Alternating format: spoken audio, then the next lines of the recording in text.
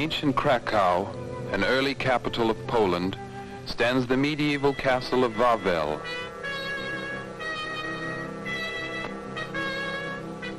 Here lived Poland's kings, rulers also of Lithuania and the Ukraine, in the 15th, 16th, and 17th centuries. The Middle Ages were for Poland the Golden Ages. The Church of St. Mary in Kraków symbolizes the influences that shaped Polish culture. The Christian religion from Rome, Gothic architecture from France. In its day, Kraków was a leading city of Europe. More than 20 generations of students have studied at Krakow's famous university, among them the great Polish astronomer Copernicus.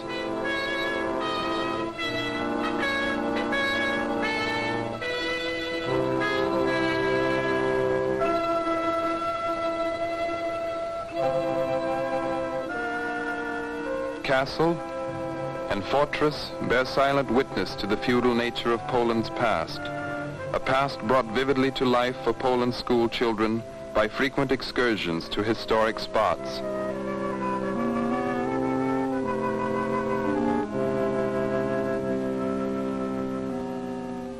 In the 17th century, the Polish kings moved to this castle in Warsaw, making that city the capital. This was Warsaw Cathedral, and this was Warsaw's old market square, ringed by quaintly decorated buildings 300 years old and more.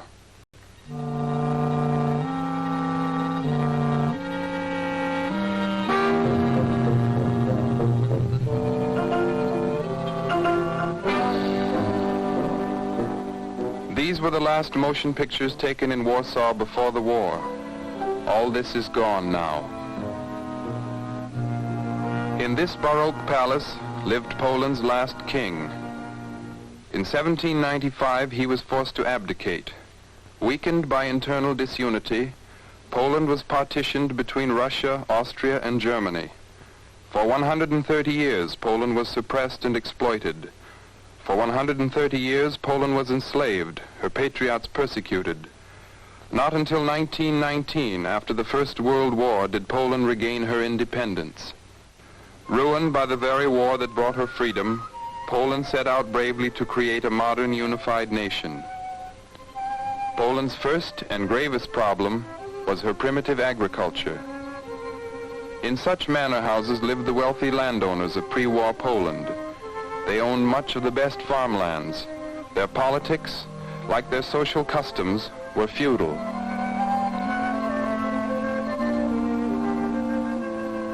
These are the landlord's hired hands.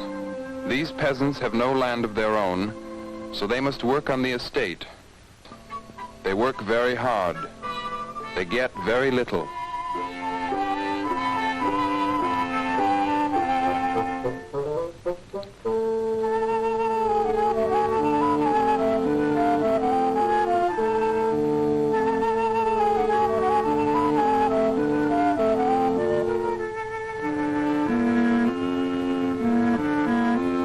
Poland's sincere attempts at agrarian reform were always defeated by the feudal lords of the manor houses, owners of the great estates. Many peasants had, like these, their own small farms, but they were not much better off than the hired hands on the estates. Farm machinery was crude and old-fashioned. The horse was the only source of motive power. Before the war, 65% of all the people in Poland lived in backward peasant villages, hard to reach and slow to change. If a peasant had anything left over after feeding his family, he carried it to the marketplace in the nearest town. These are typical market scenes in Kraków in 1937. They show commerce in its most primitive form. In vivid contrast to the drab life of the Polish peasants were their colorful costumes. Designs differed in each province. This is in Łódź province, near Warsaw. These beautiful garments were all made at home by hand.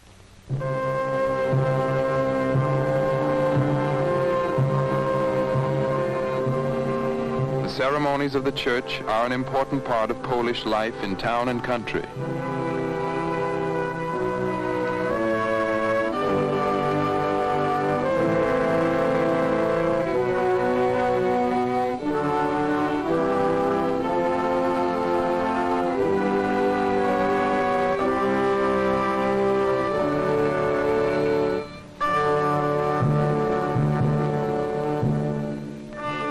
Polish village, the most important person was the priest. To his flock, he was the supreme authority in all matters.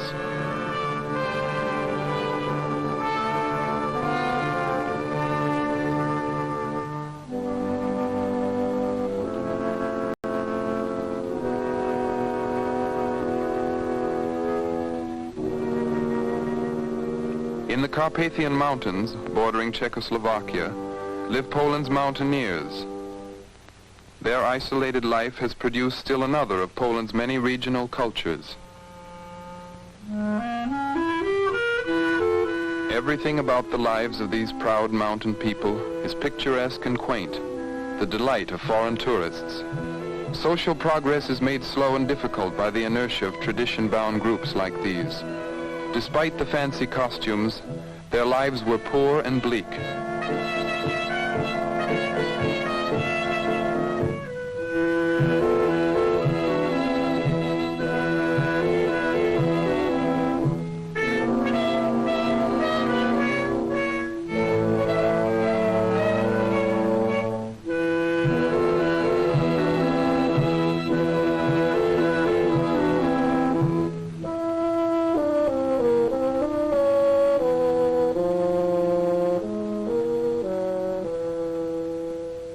Another province, another costume.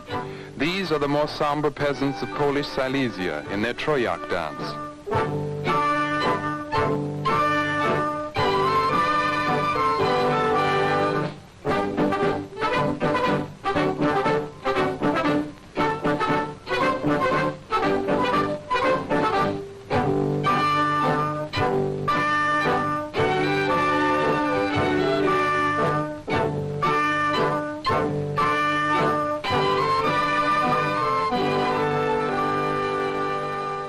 About 1/3 of the population of Old Poland were not Poles.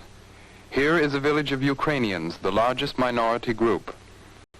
The land you see here is now included within Poland's friendly neighbor, the Ukrainian Soviet Republic. Inability to solve the national minority problem fairly was a major cause of Poland's internal weakness when war came. Another large minority group were the Jews, brought to Poland in the 14th century by Polish nobles who needed their skills. Those who were not assimilated lived in wretched ghettos, preserving their own language, religion, and medieval dress. In the 1930s, when the Nazi infection began to penetrate Poland, Jews were persecuted. Between 1940 and 1944, the German occupation forces in Poland committed the most hideous mass murder in history among these innocent victims.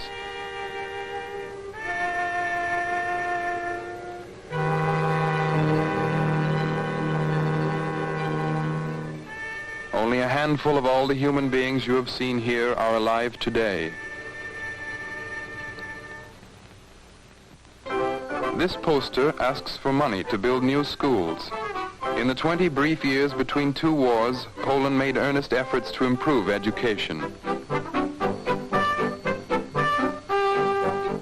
Kindergartens were often under church supervision.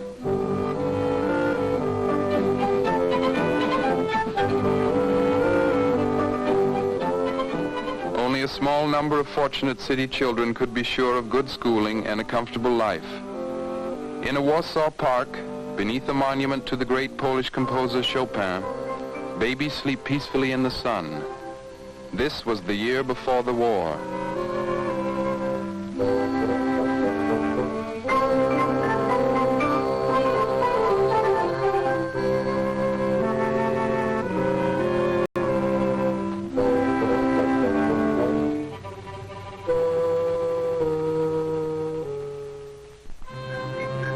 Tall steel-framed buildings of American design were Warsaw's pride in 1938. New buses and private cars contrasted with the ancient droshki.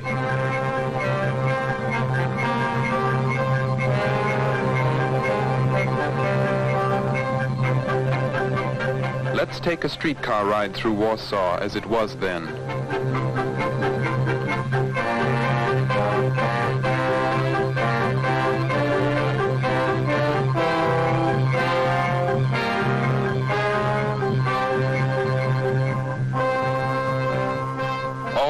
was bad news in those last days of the Nazi war of nerves. This funeral might be marching out of the Middle Ages. Here the old was not abandoned, nor was the new at home.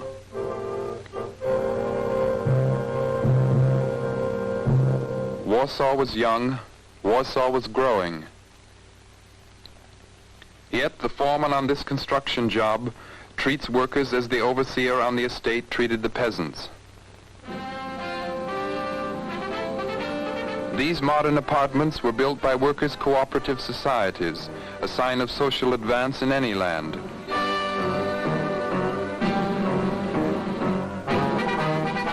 The workers' standard of living remained low. Poland's chief mineral resources were coal, zinc, and oil. From 50 to 80% of Poland's industry was financed by foreign capital. This is the largest zinc works in Silesia. It was owned and operated by an American firm. Polish workers received low wages, but prices were low too. They were protected by social security and health laws much better than in some other European countries. For instance, the labor laws required the employer to supply free milk to smelters. Women and girls were widely employed in industry. Polish workers organized trade unions, striving for a true democracy.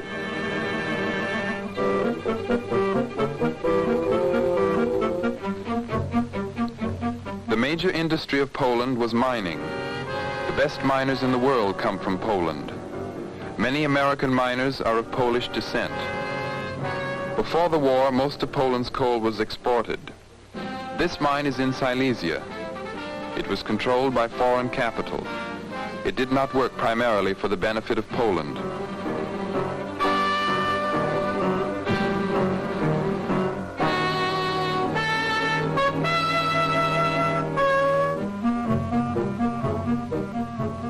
At the end of a hard day's work, these miners have earned barely enough to buy one day's food for their families.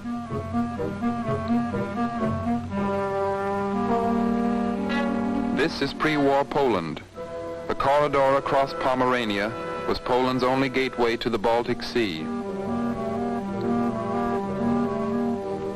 Railways brought Poland's many exports to the new city of Gdynia. Only a few years earlier, these shores had been barren sand dunes. The swift construction of this great modern seaport was one of Poland's outstanding achievements.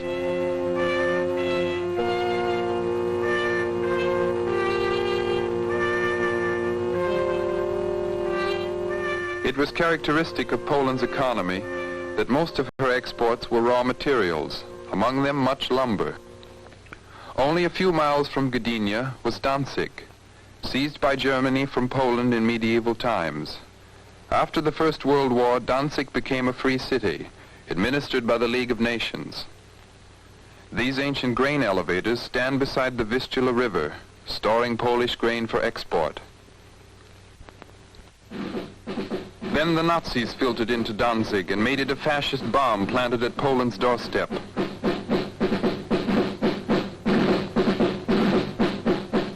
Poland's leaders were military men. They answered force with force. They enlarged the Polish army.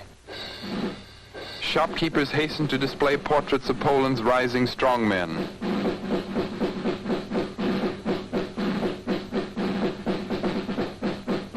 The last Polish president bestows a marshal's baton upon Poland's new dictator, General Śmigły-Rydz. With it goes the last vestige of Poland's democracy. Poland was now a police state.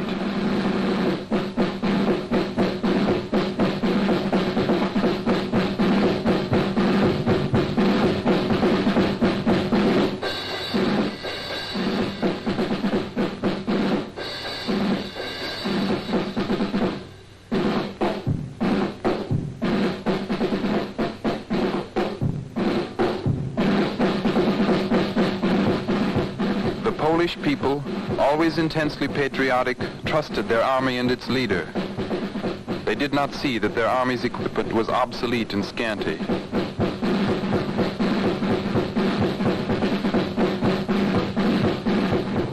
They did did not know that these few old-fashioned planes overhead were the entire Polish Air Force, but the Nazi High Command knew. On September 1st, 1939, in Poland, the Germans first revealed what they meant by blitzkrieg.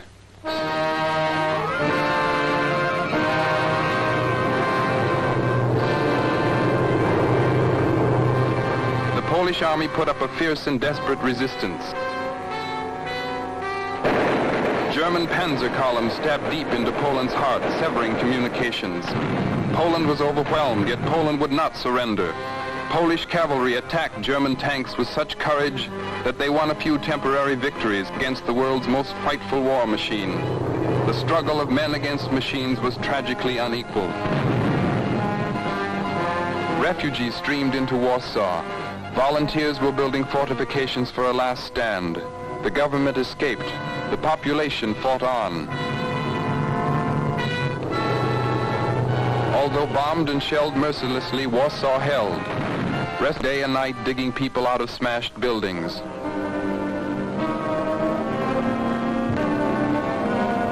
The dead fell faster than they could be buried. Women and children were the frontline soldiers in this new kind of total war.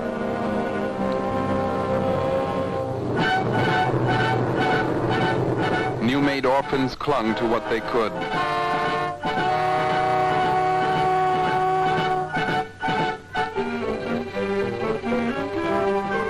Their church shattered, their faith unshaken.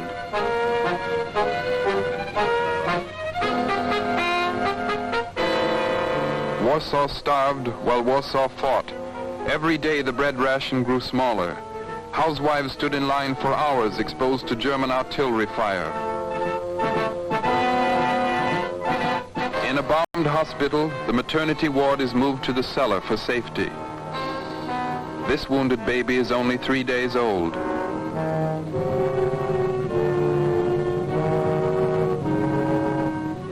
Doctors and nurses work days without sleep.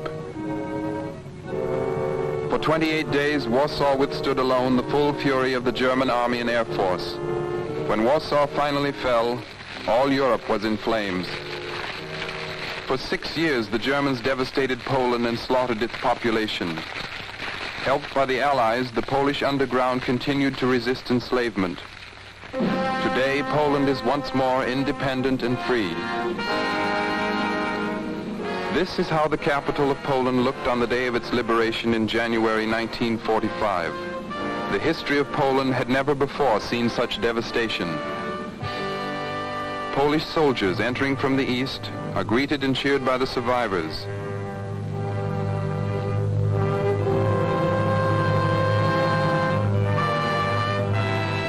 Life was at a standstill. Today, life moves again in shattered streets. Again, Poland digs herself out of war's ruins. Again, a new Poland is rising from the ashes. In this, the women of Poland are playing an important part. There are not many men left. The people of Poland are resolved to build a new capital, a new country. They want to break with the remnants of the feudal past. For the sake of generations to come, the new Poland believes that a better and happier life can be achieved by Poland and by all mankind.